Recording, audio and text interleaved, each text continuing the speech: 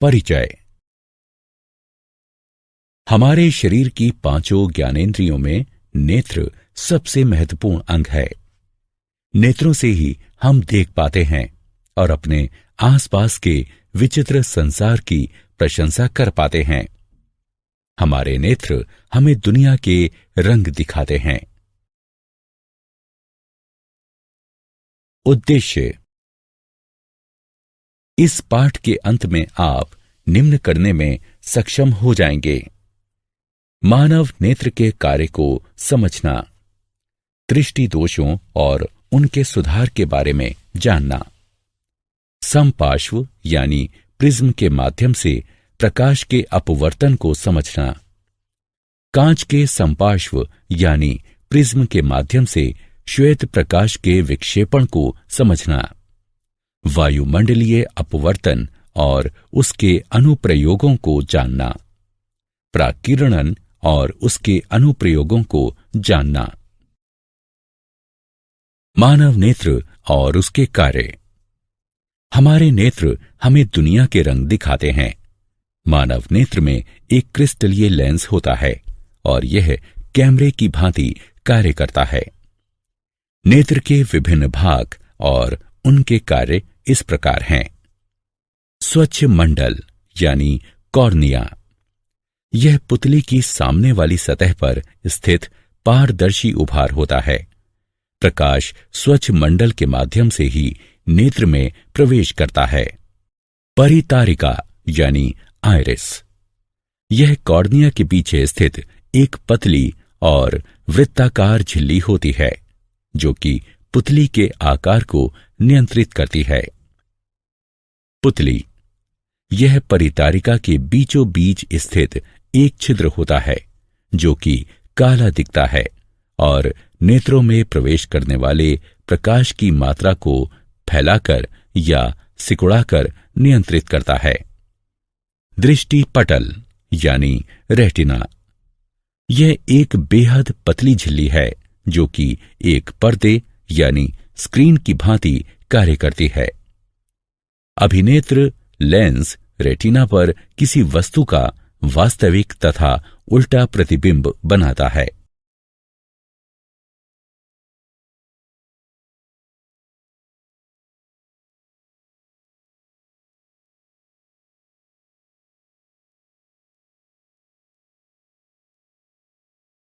समंजन क्षमता। मानव नेत्र lens focus दूरी को बढ़ाने या घटाने में सक्षम होते हैं। इसे समायोजन की क्षमता कहते हैं। समंजन पक्षमाभी पेशियों यानी सिलेरी मसल्स की सहायता से प्राप्त किया जाता है। नेत्र के लेंस की फोकस दूरी को एक सीमा तक ही व्यवस्थित किया जा सकता है। दूर बिंदु, वह अधिकतम दूरी जहां तक हम किसी दूरस्थ वस्तु को स्पष्ट देख सकते हैं।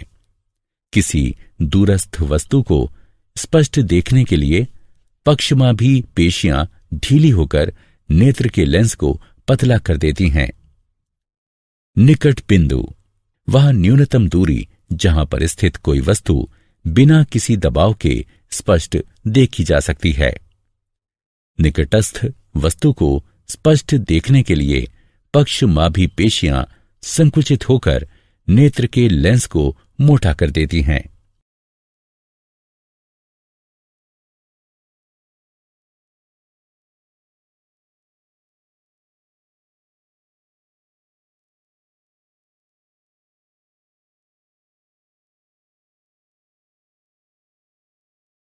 दृष्टि दोष और उनके सुधार। कुछ अपरिवर्तनीय दोषों के कारण नेत्र अपनी समंजन क्षमता खो देते हैं। ऐसे दोष 3 प्रकार के हैं: मायोपिया या निकट दृष्टि दोष। इस प्रकार के दोष से ग्रस्त व्यक्ति निकट की वस्तु को स्पष्ट नहीं देख सकता। वस्तु का प्रतिबिंब रेटिना के सामने बनता है। ऐसा या तो नेत्र गोलक के दीर्घीकरण के कारण होता है या नेत्र लेंस की अत्यधिक वक्रता के कारण। इस दोष को दूर करने के लिए अवतल लेंस का प्रयोग किया जाता है, क्योंकि इनमें छितरन क्षमता होती है, जो कि प्रतिबिंब निर्माण के लिए प्रकाश किरणों को निर्देशित करते हैं।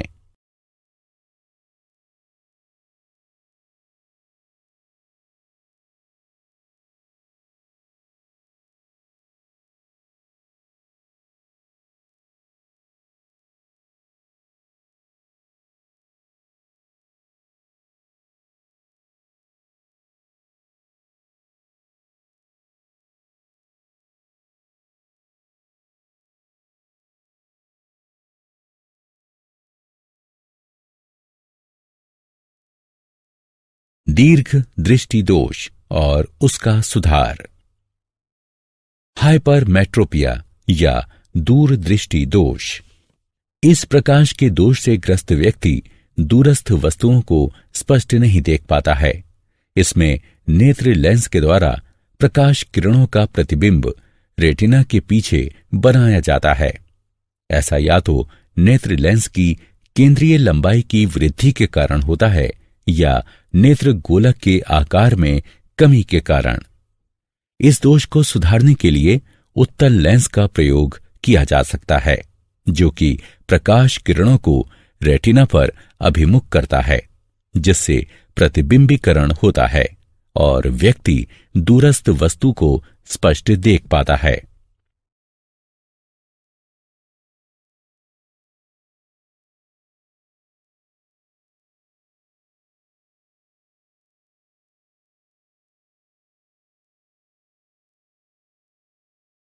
जरा दूरदृष्टिता और उसका सुधार। जरा दूरदृष्टिता यानी प्रेसबायोपिया। इस प्रकार के दोष से ग्रस्त व्यक्ति ना तो निकट की वस्तुओं को स्पष्ट देख पाता है और ना ही दूर की वस्तुओं को।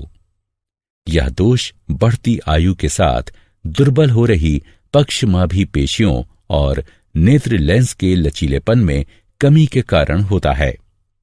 इस दोष को दूर करने के लिए व्यक्ति को द्विकेंद्रीय लेंस धारण करने पड़ते हैं, जिनमें ऊपरी भाग में अवतल और निचले भाग में उत्तल लेंस होते हैं।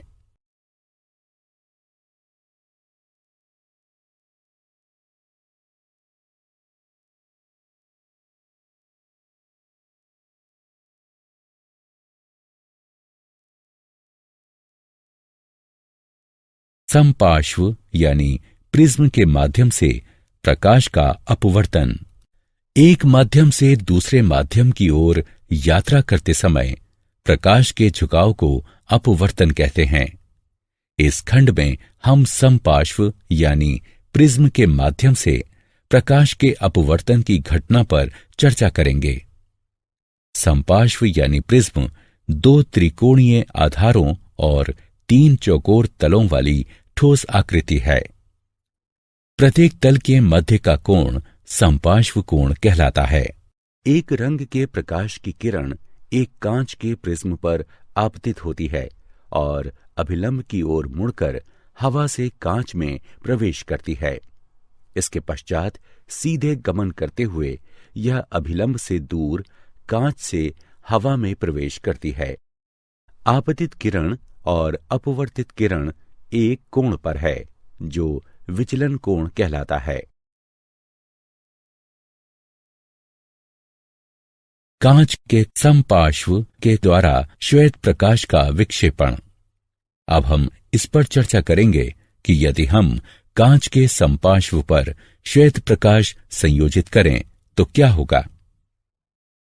जब कांच के समपार्श्व यानी प्रिज्म पर श्वेत प्रकाश डाला जाता है तो यह 7 रंगों में विखंडित हो जाता है।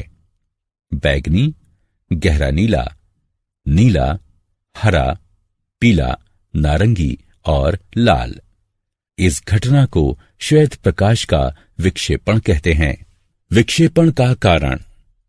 श्वेत प्रकाश 7 विभिन्न आवृत्तियों पर आधारित होता है, जो कि एक भिन्न रंग के अनुरूप होती हैं। प्रत्येक रंग का विचलन कोण भिन्न होता है, जिसके कारण प्रत्येक रंग एक भिन्न कोण पर झुकता है और हमें रंगों का एक समूह दिखाई देता है, जिसे विबग्योर यानी इंद्रधनुष कहते हैं।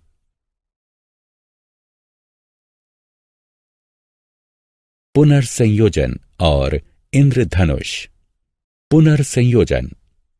आइजैक न्यूटन ने देखा कि यदि वो कांच के दो समपार्श्वों यानी प्रिज्मों को एक दूसरे के इस प्रकार समानांतर रखते थे कि वे एक दूसरे के उलट हों, तो एक समपार्श्व यानी प्रिज्म में प्रविष्ट होने वाला श्वेत प्रकाश 7 रंगों में विखंडित हो जाता था, और जब यह सतरंगा प्रकाश दूसरे समपार्श्व पर आता था तो पुनः श्वेत प्रकाश में परिवर्तित हो जाता था।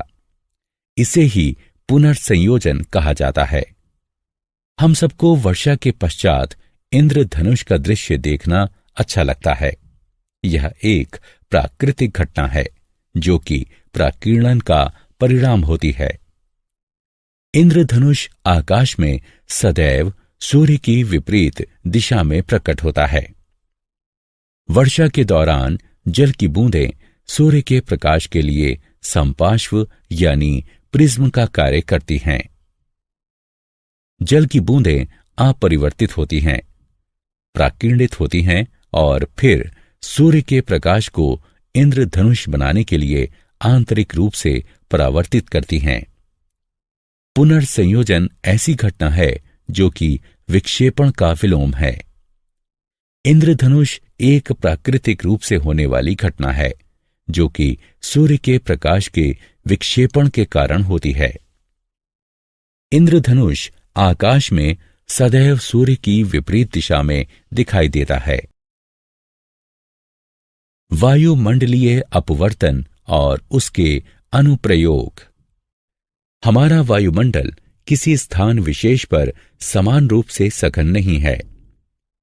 स्थानीय परिस्थिति पर निर्भरता के कारण यह धरातल के निकट गर्म या ठंडा हो सकता है। गर्म वायु ठंडी वायु की अपेक्षा हल्की होती है, अतः इसका अपवर्तनीय सूचकांक ठंडी वायु के अपवर्तनीय सूचकांक की अपेक्षा कम होता है। इसके कारण वायुमंडल में प्रवेश करने वाला सूर्य अथवा तारों का प्रकाश अपवर्तित होता है। इसे वायुमंडलीय अपवर्तन के नाम से जाना जाता है। तारों का टिमटिमाना वायुमंडलीय अपवर्तन का एक उदाहरण है। तारों से आ रहा प्रकाश जैसे ही वायुमंडल से होकर गुजरता है, तारे की वास्तविक स्थिति की अपेक्षा उसकी सामान्य और आभासी स्थिति दिखाई देती है। साथ ही वातावरण की गत्यात्मक प्रकृति के कारण तारे का प्रकाश अस्थिर भी होता रहता है और इसी कारण तारे टिमटिमाते हुए प्रतीत होते हैं।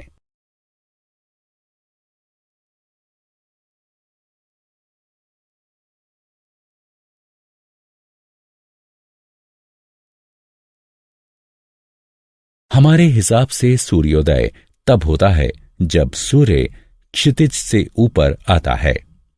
जब सूर्य क्षितिज से नीचे होता है तब वायुमंडलीय परतों के घनत्व में अंतर के कारण सूर्य का प्रकाश वायुमंडल में प्रविष्ट होते हुए अपवर्तित होता है।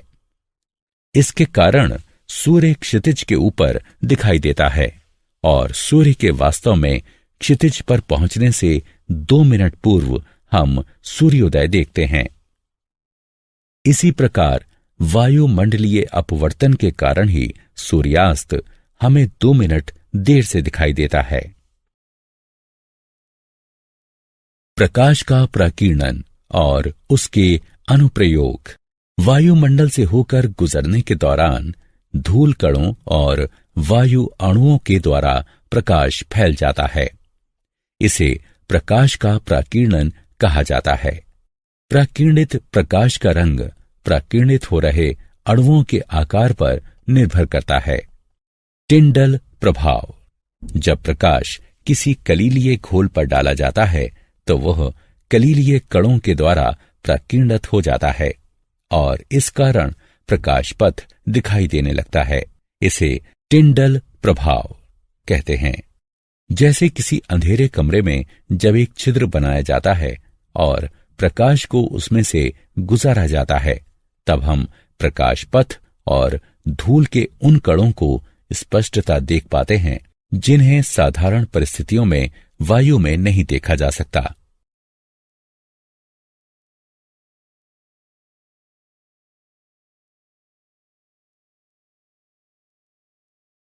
प्रकाश का विकिरण और उसके अनुप्रयोग। प्रकाश के विकिरण के उदाहरण निम्नलिखित हैं। आकाश का रंग।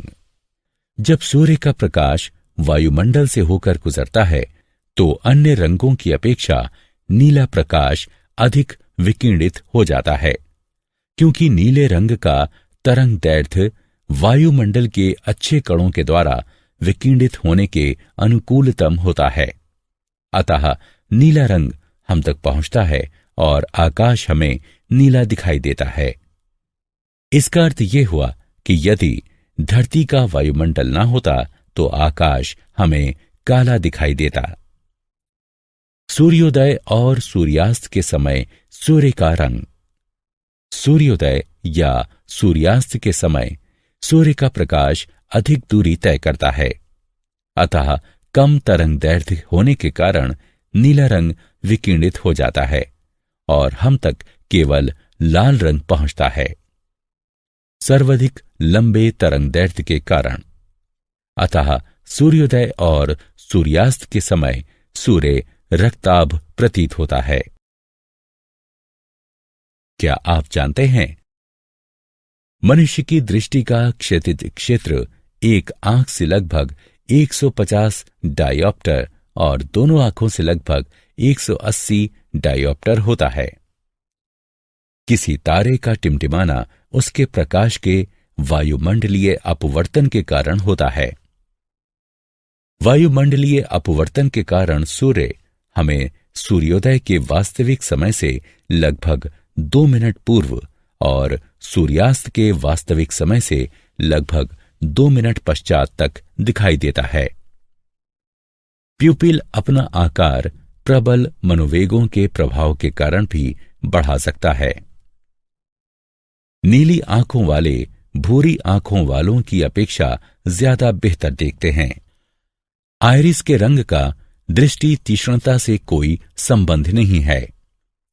मनुष्य की आंख मूलतः 3 रंग देखती है, लाल, हरा और नीला।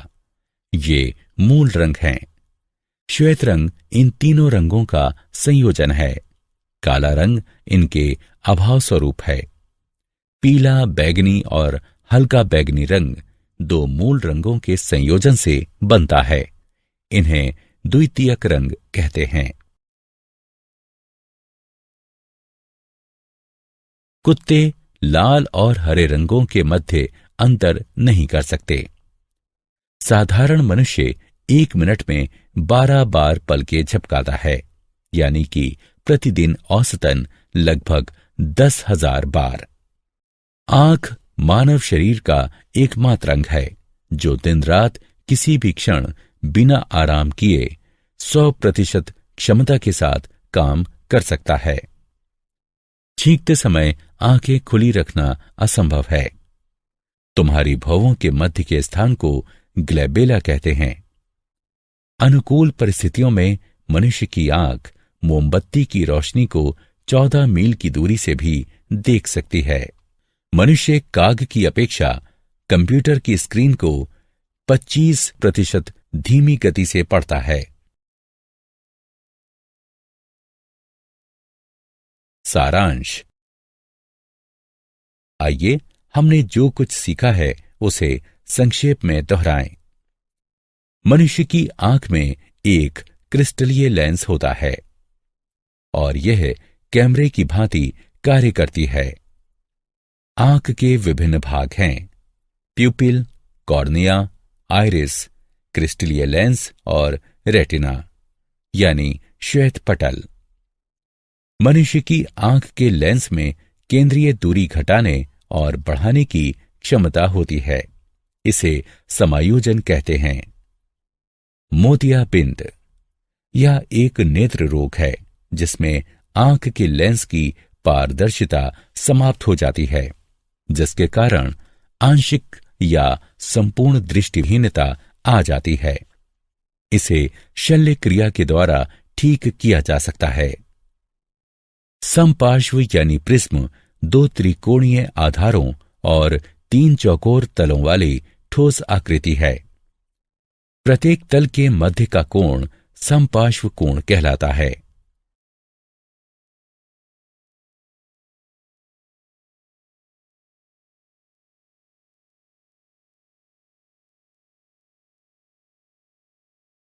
जब कांच के समपार्श्व यानी प्रिज्म पर श्वेत प्रकाश डाला जाता है तो ये 7 रंगों में विखंडित हो जाता है। बैगनी, गहरा नीला, नीला, हरा, पीला, नारंगी और लाल। इस घटना को श्वेत प्रकाश का प्राकीर्णन कहते हैं। पुनर्संयोजन एक ऐसी घटना है जो कि प्राकीर्णन का विलोम है। प्रकाश का अपवर्तन। जब प्रकाश वायुमंडल की विभिन्न परतों से होकर गुजरता है तो वायुमंडलीय अपवर्तन कहलाता है। टिंडल प्रभाव।